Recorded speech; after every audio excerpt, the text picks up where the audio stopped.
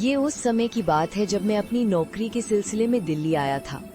रहने के लिए एक सस्ते ठिकाने की तलाश मुझे पुरानी दिल्ली की एक घनी आबादी वाली गली में ले आई। मकान एक पुरानी हवेली का ऊपरी हिस्सा था जो अपनी उम्र की थकान, दीवारों पर पड़ी दरारों और उखड़े हुए प्लास्टर से बयां कर रहा था। किराया इतना कम था कि मुझे हैरानी हुई। मकान मालिक, एक बुजुर्ग सज्जन जिनके चेहरे पर अजीब सी शिकन थी, ने मुझे चाबियां देते हुए बस इतना कहा था, बेटा सब ठीक है, बस रात में छत पर मत जाना, कभी भी नहीं। उनकी आवाज में एक चेतावनी थी जिसे मैंने उस वक्त नजरअंदाज कर दिया, इसे बस एक बूढ़े आदमी का वहम समझकर। शुरू के कुछ हफ्ते शांति से गुजरे। मैं अपने काम में व्यस्त रहता और रात को थक हार कर सो जाता। लेकिन धीरे धीरे उस घर ने अपने राज खोलने शुरू कर दिए। पहले तो बस अजीब एहसास होते थे। कभी लगता कि कोई मेरे पीछे खड़ा है, पर मुड़कर देखने पर कोई नहीं होता। कभी कभी घर के किसी कोने से दबे छिपे इत्र की महक आती, जैसे किसी ने बहुत पहले इस्तेमाल किया हो और उसकी याद हवा में रह गई हो। मैं इन सब चीजों को अपने नए माहौल का तनाव समझकर टाल देता। फिर आवाजें शुरू हुई। पहले तो बहुत धीमी, जैसे कोई फुसफुस आ रहा हो, पर शब्द साफ नहीं होते थे। फिर रसोई से बर्तनों के खड़कने की आवाजें आने लगी।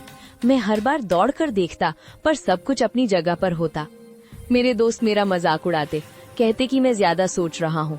शायद वे सही थे, या शायद मैं वो सुनने लगा था जो वे नहीं सुन सकते थे। एक रात जब मैं एक प्रोजेक्ट पर देर तक काम कर रहा था, मैंने एक पायल की खनक सुनी।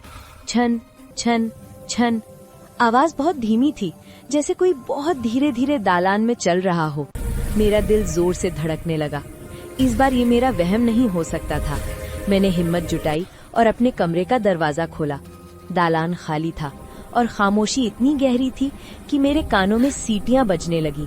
मैंने खुद को यकीन दिलाया कि आवाज बाहर गली से आई होगी, लेकिन इन घटनाओं ने मेरे दिल में एक डर बिठा दिया था।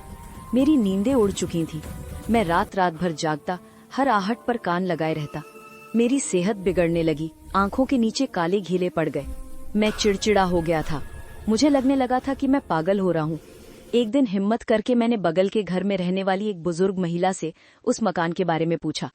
पहले तो उन्होंने टालने की कोशिश की, पर मेरे चेहरे पर हफ्तों की दहशत और थकान देखकर शायद उन्हें तरस आ गया। उन्होंने बताया कि सालों पहले उस मकान में एक परिवार रहता था। उनकी एक बेटी थी, बहुत सुंदर, जिसकी शादी तय हो गई थी, पर लड़के वालों ने दहेज के लिए शादी तोड़ दी। इस सदमे को वो बर्दाश्त नहीं कर पाई और उसने उसी घर की छत से कूदकर अपनी जान दे दी।